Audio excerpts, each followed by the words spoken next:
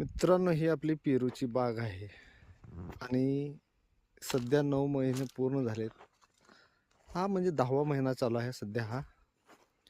ह्या 10व्या महिन्यामध्ये आपण छाटणी घेऊन 1 महिना झालेला आहे. म्हणजे आपण 9 महिने कंप्लीट झाल्यानंतर ही बाग आपली आता अशी दिसत आहे. सध्या त्याला फुटवा हा छाटणी घेऊन 1 महिना झाला. काही पेरू आहेत आणि काही आपण फोम लावलेले आहेत. 10,000 एक फोम बसलेले आहेत. ही छाटणी घेतल्यानंतर अशी कंडिशन बागेची आहे. आज फुटवा पहा तुम्ही किती जबरदस्त दिसतोय.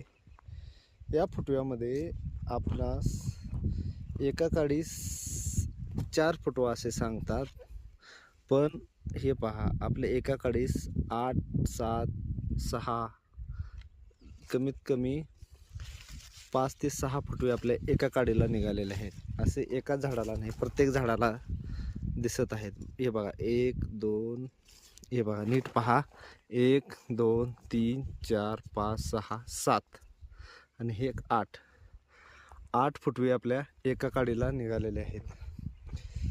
शक्यतो 4 निघतात, 3 निघतात, पण आपलं योग्य नियोजन आणि योग्य मार्गदर्शन यामुळे आपल्या एका फाट्याला 8 ते 10 फुटवे निघालेले आहेत. आता कसे निघाले, का निघाले, आता मी नाही सांगू शकत. आता एक छानसा व्हिडिओ बनवण्यात येईल आणि आपणास मार्गदर्शन करण्यात येईल. पण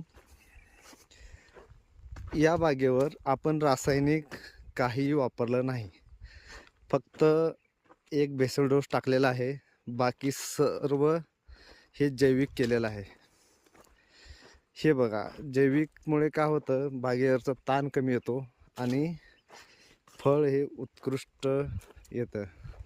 रासायनिकचा कमीत कमी वापर आणि जैविकचा जास्तीत जास्त वापर करून आपण ही बाग डेव्हलप केलेली आहे.